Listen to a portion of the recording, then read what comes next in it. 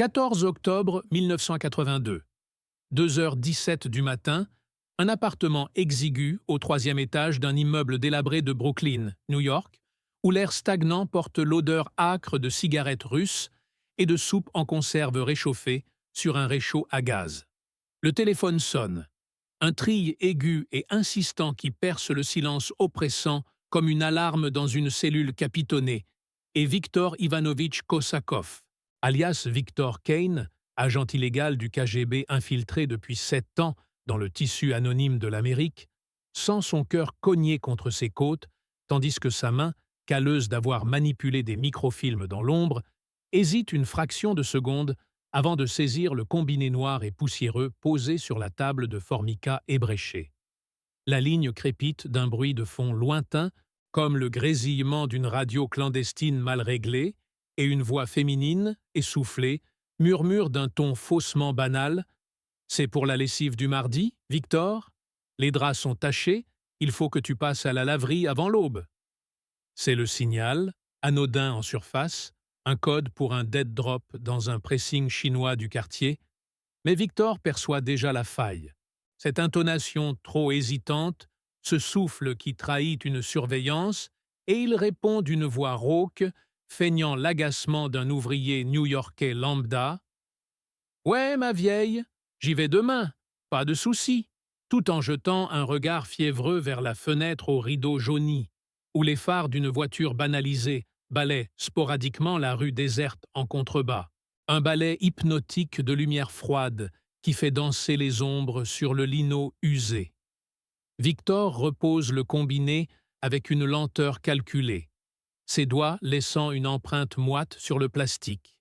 Et il allume une camelle sans filtre, la flamme du briquet Zippo dansant comme un signal de détresse dans la pénombre, la fumée âcre, emplissant la pièce minuscule où les murs suintent l'humidité des pluies automnales incessantes.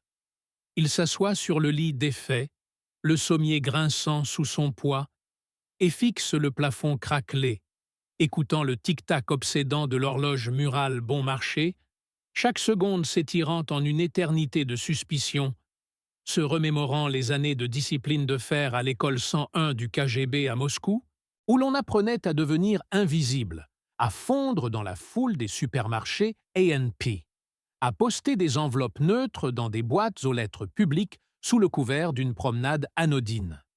Mais, ce soir, ce coup de fil, censé activer le relais pour transmettre des plans volés d'un radar Nike, de l'US Air Force exfiltré d'un ingénieur corrompu à Baltimore, porte en lui une ombre, une dissonance infime dans la voix de Maria, sa contact occasionnel, une légale sous couverture diplomatique au consulat soviétique. Et Victor sent la paranoïa s'insinuer comme un poison lent, le forçant à revérifier les scellés de sa porte d'entrée, à palper les plaintes pour détecter un mouchard planté par le FBI. Dehors, dans la nuit new-yorkaise poisseuse, une Lincoln noire aux vitres teintées stationne au coin de la rue, moteur au ralenti, phares éteints, et à l'intérieur, l'agent spécial du FBI, Robert Hale, quarantenaire au visage buriné par des nuits de planques infinies, ajuste son casque audio relié à un agra miniaturisé, le magnétophone ronronnant doucement tandis que la bande vierge tourne, capturant chaque syllabe de cet appel intercepté sur la ligne de Maria Petrova, surveillée depuis 3 semaines suite à une anomalie dans les relevés téléphoniques du consulat. Hale tire sur sa cigarette, la braise rougeoyant dans l'habitacle confiné, imprégné d'odeurs de café froid et de sandwichs à la dinde racornie. Et il note mentalement le numéro appelé « un téléphone public ?» Non, une ligne résidentielle anonyme au nom de Victor Kane, employé fictif d'une société de transport bidon, ce qui déclenche l'algorithme de corrélation dans son esprit entraîné. Un réseau se dessine, fil par fil, depuis les dead drops repérés dans Central Park jusqu'aux microfilms échangés dans les toilettes d'un dîner de la 8e avenue. Il active le radiotransmetteur pour alerter l'équipe de surveillance mobile, sa voix basse et monocorde crachotant dans l'éther. Eagle Nest, ici Shadow One, Confirmation d'un lien vocal sur cible Alpha Bravo. Envoyer la planque secondaire.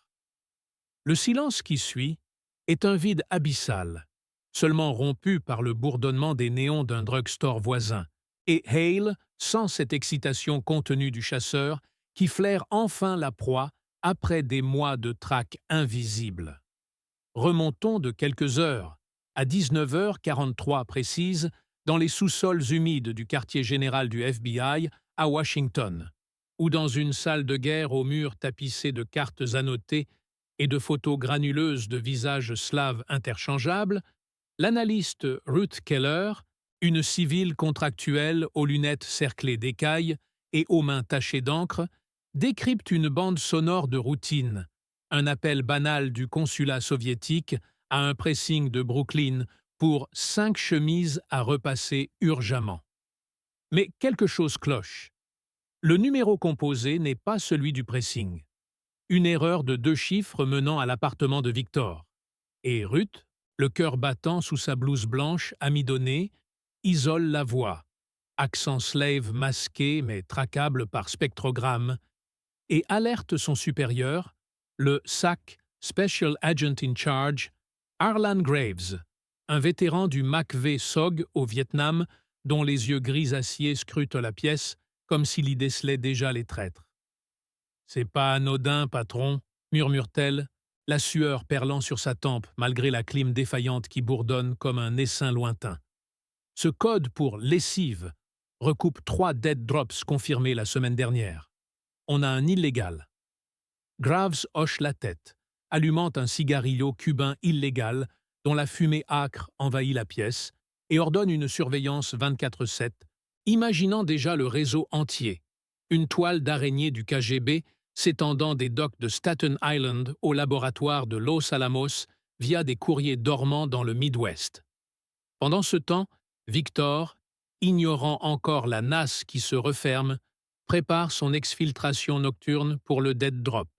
Il glisse le microfilm dans un tube de rouge à lèvres banal, le cache dans une boîte de céréales Kellogg's sur son étagère, et descend l'escalier sombre de l'immeuble, chaque marche craquant sous ses semelles usées comme un avertissement, l'écho amplifié dans le vide des lieux où les boîtes aux lettres rouillées débordent de prospectus jaunis. Il s'arrête au 2e étage, oreille tendue vers la porte de Madame Kowalski, la polonaise bigote, qui écoute toujours sa radio polonaise en polonais à 7 heures. Mais ce soir, pas un bruit, seulement le goutte-à-goutte d'un robinet mal fermé quelque part, et Victor sent le doute le ronger. Et si elle avait entendu l'appel, appeler les flics par rancune anti-soviétique? Il accélère, pousse la porte palière donnant sur la rue balayée par un vent froid, chargé d'odeurs d'égout et de hot-dog rances des stands fermés, et se fond dans la nuit, son col relevé masquant son visage, tandis qu'au loin, les sirènes des NYPD hurlent comme des banshees, un fond sonore constant de cette ville qui ne dort jamais, mais qui guette toujours. À des kilomètres de là, dans un safe house du KGB à Riverdale, le major Alexei Volkov, résident adjoint de la ligne S, illégaux, arpente la pièce aux meubles Ikea dépareillés, son par-dessus l'Oden encore humide de pluie, écoutant la retranscription de l'appel sur un magnétophone à piles qui crachote dans la pénombre éclairée par une lampe de bureau à abat-jour vert. Volkov, avec ses cicatrices de la guerre d'Afghanistan naissante et son regard d'acier forgé à l'école de Yazenevo, sent la bile monter. Cet appel, censé être codé via un téléphone public, a été routé par erreur sur la ligne directe de Victor. Une bourde de Maria, paniquée par une filature Stasi-CIA conjointe, il compose un numéro sécurisé à Moscou, la ligne satellite bourdonnant d'interférences cosmiques, et rapporte à son contrôleur « Problème sur New York One. Contact vocal compromis possible. Demande extraction immédiate. » La réponse tarde. Un silence de 32 secondes qui semble 1 heure, ponctué seulement du tic-tac d'une montre Bulova volée, et quand elle vient, glaciale. Négatif. Réseau entier en péril. Attendre ordre. Pas de mouvement. Volkov écrase son poing sur la table, faisant trembler les verres de vodka tiède, conscient que des vies pendent à ce fil. 8 agents dormants, des années de recrutement d'ingénieurs du Manhattan Project résiduel, de vol de Blueprint SDI, avant même Reagan. Vous, Victor, marchez maintenant sous la pluie fine qui ruisselle sur les auvents des dîners fermés, chaque flaque reflétant les néons clignotants de bars polonais où des exilés blancs boivent pour oublier. Et vous sentez les yeux invisibles du bureau vous transpercer le dos. Ces ombres, dans les vitrines sombres qui pourraient être des agents du G2 ou pire, des taupes doubles comme celui qu'on soupçonne à l'anglais depuis l'affaire Angleton. Vous atteignez le pressing, une vitrine éclairée par un néon bourdonnant qui projette des reflets verdâtres sur le trottoir mouillé, et vous déposez la boîte de céréales sur le comptoir désert, notant le marqueur Chalké sur le mur. 3 lignes verticales pour « reçu ». Mais votre main tremble, et en sortant, vous apercevez une DeSoto grise garée en double fil, pare-brise embué, et le chauffeur qui feint de lire un journal, mais dont les yeux vous fixent par-dessus le Herald Tribune froissé. Les heures s'étirent en un supplice lent dans la salle d'écoute du FBI à Foley Square, où Hale et son équipe, entassés dans une pièce aux murs insonorisés tapissés de schémas de câblage téléphonique, passent la bande en boucle. Le spectrographe VoicePrint crachotant des pics vocaux qui matchent 87% avec un profil KGB connu de l'opération Typhoon, un réseau illégaux repéré vaguement depuis 1968 via des fuites Venona, décryptées tardivement. Ruth Keller zoome sur la fréquence vocale, son crayon grattant frénétiquement un bloc-notes jauni. Accent balte masqué, mais le R roulé trahit Riga. Lien avec le dead drop de Prospect Park hier. Enveloppe récupérée par un blanc, 1m68, veste kaki. Graves, adossé au mur, mâche un cure-dent usé, son esprit reconstituant la toile. Victor, comme plaque tournante, relié à un chimiste de Dupont à Wilmington, un analyste CIA corrompu à McLean via des paiements en diamants bruts cachés dans des statues orthodoxes, et Maria comme lien diplomatique surveillé par la NSA depuis les écoutes Prism primitives. On les laisse nager encore 48 heures, ordonne-t-il d'une voix qui ne tolère pas la réplique. Rouleau compresseur. Pas d'arrestation prématurée. On veut le résident. À l'aube naissante, 5h12, Victor regagne son immeuble, les marches montant une à une comme des échelons vers un gibet invisible. Chaque palier une pause forcée, où il écoute le silence trop lourd, le bourdonnement distant d'un réfrigérateur au rez-de-chaussée, et en poussant sa porte, il sent l'air déplacé, une odeur subtile de talc pour bébé, marque des cambrioleurs du FBI pour fouiller sans trace. Il vérifie ses caches, le double fond du tiroir à chaussettes intact, le microfilm de secours sous une lame de parquet toujours en place. Mais la paranoïa le submerge, le forçant à démonter le téléphone, à scruter les fils pour un tapline Rode high-tech, ses mains tremblant tant qu'il casse un ongle, du sang perlant sur le formica. Il s'effondre sur le lit, fumant cigarette sur cigarette jusqu'au filtre brûlant ses lèvres, le cendrier débordant comme un autel païen, et fixe le plafond où une fissure semble s'élargir, préfigurant la fracture de son cover. Pendant ce temps, à 300 kilomètres au sud, dans un motel anonyme de Philadelphie, le chimiste dormant Piotr Malinowski, sous le nom de Peter Malloy, attend un appel qui ne vient pas, son poste de radio FM grésillant des news sur les négociations START à Genève, chaque minute d'attente un étirement intolérable, où il arpente la chambre au papier peint fané, imaginant les micros du FBI dans les prises murales, le bourdonnement du climatiseur masquant peut-être des enregistreurs. Il pense à sa femme américaine, endormie à Philadelphie avec leurs 2 enfants, ignorant qu'il balance des formules de gaz neurotoxiques au GRU via Victor. Et le guilt le ronge comme un acide, le poussant à composer presque le 911. Mais il raccroche, le combiné glissant de sa main moite, sachant que trahir signifierait la tôle à vie ou un accident orchestré par l'anglais. Le réseau pulse ainsi, tendu comme un fil de piano, chaque agent dans son cocon de peur. À Chicago, la veuve ukrainienne qui passe des enveloppes dans un supermarché Jewel, sentant les regards des caissières comme des lasers. À Boston, l'étudiant en physique du MIT qui photographie des schémas de missiles Pershing sur microdot, jetant des coups d'œil obsessifs aux fenêtres de sa chambre d'étudiant où la neige précoce commence à fondre sur le rebord. Et Volkov, dans son safe house, reçoit enfin l'ordre de Moscou. Active Plan B. Exfile via cargo canadien dans 72 heures. Mais trop tard, car à 8h47, une équipe FBI en civil arrête Maria au consulat sous prétexte de visa frauduleux, l'interrogeant dans une salle au miroir sans teint où la lumière fluorescente bourdonne sans relâche. Son reflet déformé la narguant, tandis qu'elle nie, sue, craque, goutte à goutte. Vous êtes Victor maintenant. À midi pile, sortant pour un sandwich au lit du coin, le tintement de la clochette de porte comme un glas. Et dehors, la De Soto est toujours là. Le journal changé pour un poste du jour. Et vous savez, au creux de l'estomac, que l'appel anodin a tout fait basculer. Que la lessive du mardi n'était pas tachée de sueur ordinaire, mais de trahison inévitable. Vous marchez, feignant la nonchalance, mais chaque passant est suspect, chaque pigeon un drone miniature, et en tournant au coin, des hommes en imperméable surgissent, badge FBI scintillant sous le soleil pâle. Victor Kane, FBI, les mains en l'air. L'arrestation s'étire en un ralenti cauchemardesque. Menottes froides claquant sur vos poignets, la voiture banalisée qui file vers Foley Square, le silence pesant seulement rompu par le crachotement de la radiopolice dispatchant d'autres arrestations.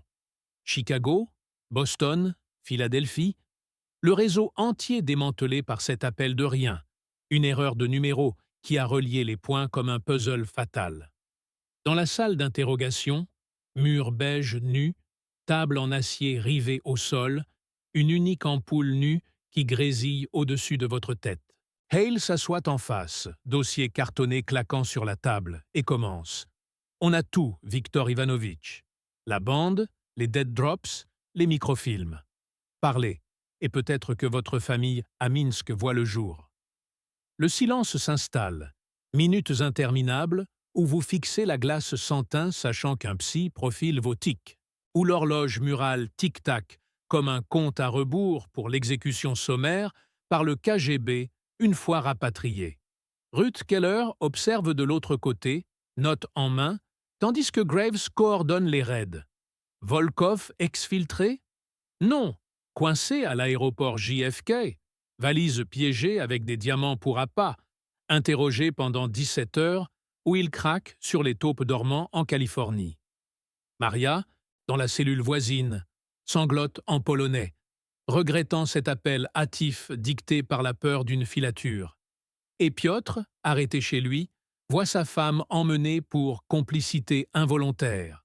Les enfants en foster care, son monde ordinaire pulvérisé par une voix au téléphone. Les conséquences s'étendent comme une onde de choc.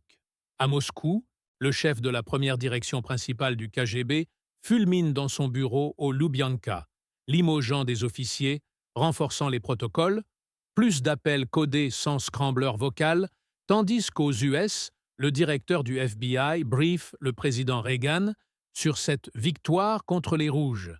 Mais dans l'ombre, les taupes restantes comme Aldrich Ames naissent de ses failles.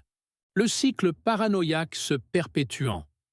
Victor, après 48 heures de silence brisé seulement par des cafés tièdes et des cigarettes rationnées, avoue tout. Nom, code, safe house, mais trop tard pour sauver quiconque, son esprit se disloquant dans le bourdonnement incessant des néons, réalisant que l'appel anodin n'était pas une erreur, mais le destin froid de l'espionnage, où un halo banal expose des empires. Des mois plus tard, dans une prison fédérale du Kansas, Victor fixe les barreaux rouillés, écoutant les vents des plaines hurler la nuit, hantée par les visages des coéquipiers exécutés en URSS comme traîtres, par la lettre de sa sœur à Minsk interceptée. « Où es-tu, Vitya ?» Les miliciens posent que des questions. Et le silence final, absolu, où même le tic-tac des horloges s'efface, ne laissant que l'écho éternel de ce téléphone sonnant dans la nuit de Brooklyn, révélant un réseau entier à la lumière impitoyable du contre-espionnage. La paranoïa ne s'arrête pas à l'arrestation. Elle infuse les rêves, les visites conjugales refusées, les audiences où des juges impassibles scellent des peines à perpétuité, et dans les archives déclassifiées des années 2000, des analystes découvrent encore des bandes oubliées, prolongeant l'ombre de cet appel dans l'infini du Cold War Grind. Daguglav, Leur, Acte 2. Les échos invisibles. Année 2000. Langley, Virginia. Dans les entrailles aseptisées du CIA History Staff, une archiviste nommée Elena Kowalski, ironie du sort, descendante d'émigrés polonais, trie des boîtes poussiéreuses étiquetées Opération Brooklyn Echo 1983. Ses gants en latex crissent sur les cassettes VHS jaunies, les rapports jaunis par le temps, et soudain, au milieu d'un mémo du FBI, une transcription phonétique de l'appel fatal. « Allô, c'est Piotr ?»« Non, Victor, tu as composé le mauvais numéro. » Sa voix à elle, enregistrée par un micro directionnel, planqué dans un appartement voisin, activé par pur hasard lors d'une surveillance de routine sur un trafiquant d'armes du coin. Pas de traque sophistiquée, pas de taupe légendaire, juste un cafouillage cosmique, un numéro erroné dans l'annuaire clandestin, un téléphone public à Brooklyn qui capte tout. Elena appuie sur « Play ». Le grésillement analogique ressuscite les sanglots en polonais de la voisine, le déclic du combiné raccroché, et ce bourdonnement de lignes ouvertes qui alerte les écoutes automatiques. Elle frissonne, imaginant Victor, ce fantôme soviétique aux yeux caves photographié sur sa fiche d'arrestation, écrivant depuis sa cellule du Kansas des lettres anonymes à des journaux. Le système vous broie des deux côtés. Ni héros, ni traître. Juste un pion dans le grand jeu. Jamais publié, bien sûr, intercepté par le bureau des prisons, classé « Sécurité nationale ». Mais l'onde de choc persiste. À Moscou, post-URSS, un ex-officier du SVR, successeur édulcoré du KGB, fouille les archives du Loubianka pour un mémoire inavouable.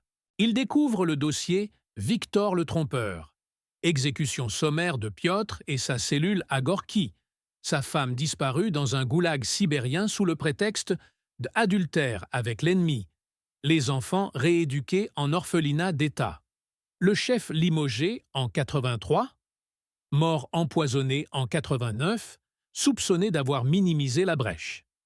Et Aldrich Ames, inspiré par cette purge, il double sa vigilance, vend ses secrets plus chers, prolongeant la saignée US jusqu'en 94. De retour au Kansas, 2010. Victor, octogénaire édenté, tous dans l'infirmerie de la prison de Leavenworth. Un crucifix polonais dissimulé sous son matelas, cadeau d'une nonne lors d'une rare visite. La télé crache les news. Cyberespion russe piratant les élections US, Snowden en fuite. La paranoïa, 2. 0. Il ricane, un filet de sang sur les lèvres. Même les machines trahissent maintenant. Mon halo était analogique, pur.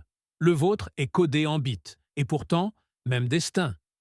Son codétenu, un hacker pakistanais, hausse les épaules. Vieil homme, ton Cold War. Du passé. Nous, on hack les étoiles. Pourtant, la nuit venue, les vents des plaines hurlent toujours, et dans les rêves de Victor, le téléphone sonne encore. Pas à Brooklyn, mais ici, dans la cellule, relié à un central spectral où Piotr répond enfin « Vitya, c'était moi, tout du long. Le destin n'appelle qu'une fois. » Au matin, on le trouve raide, un combiné imaginaire serré dans la main ridée, cause officielle, arrêt cardiaque. Pas d'enquête, juste un transfert au cimetière fédéral, dalle anonyme numérotée F 4721. À Langley, Elena range la boîte, mais glisse la transcription dans son sac pour un podcast underground, écho oublié du mur. Écouteurs branchés dans le métro de Washington, des milliers entendent l'appel pour la première fois. Commentaires fusent, fake news, vrai que c'est dingue. Et dans l'ombre de l'anglais, un analyste moderne note « Cycle perpétué, prochain halo, via satellite chinois ». La paranoïa mute, mais ne meurt pas. Elle attend le prochain numéro faux, le prochain clic fatal, dans l'éternel grind de l'espionnage numérique. Fin de l'acte 2. À suivre, acte 3, les ombres binaires. Dario Bilave, acte 3, les ombres binaires 2024, Moscou. Sous-sol anonyme d'un immeuble haussmannien reconverti en data center clandestin. Lena, 28 ans, codeuse prodige au FSB, pianote sur un clavier luminescent. Ses ongles rongés trahissent les nuits blanches. Un tatouage discret sur le poignet. Un téléphone à cadran fissuré, hérité d'un grand-père GRU qu'elle n'a jamais connu.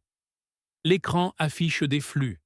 Deepfake trumpien, recyclé pour les midterms US, backdoor dans les serveurs de la NSA via des routeurs 5G chinois. Son chef, un colonel bedonnant aux yeux cybernétiques implantés, grogne « Lena, le projet Victor avance. On veut pas juste pirater, on veut appeler l'anglais, comme au bon vieux temps. Un halo qui crache leurs IA. » Elle hoche la tête, masquant un frisson. La veille, dans le métro bondé, elle a écouté le podcast d'Elena, écho oublié du mur. La voix craquelée de Victor, ce « halo » spectral, l'a transpercé. Cycle perpétué, avait tweeté l'analyste anonyme de l'anglais. Lena sait. Son grand-père était peut-être lui, le traître polonais du Kansas. Les archives numérisées du FSB murmurent des noms codés. Vitia, Piotr, Brooklyn 83. Elle active le script. Un bot vocal IA, cloné sur l'enregistrement de Victor, infiltre un canal sécurisé US. Premier test. Un analyste à Fort Meade décroche son smartphone. « Allô ?» L'IA répond. Parfaite réplique. « C'est moi, tout du long. » L'homme raccroche, blême. Lena sourit dans l'ombre binaire. Coupe à Washington, même nuit.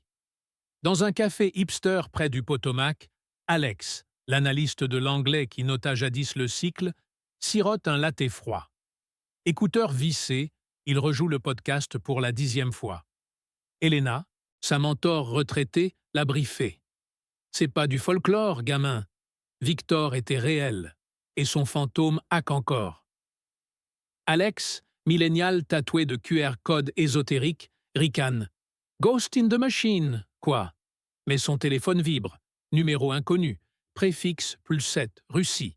Il répond, par réflexe parano. « Allô ?» La voix, sa voix, grésille. « Alexei, c'est Vitia.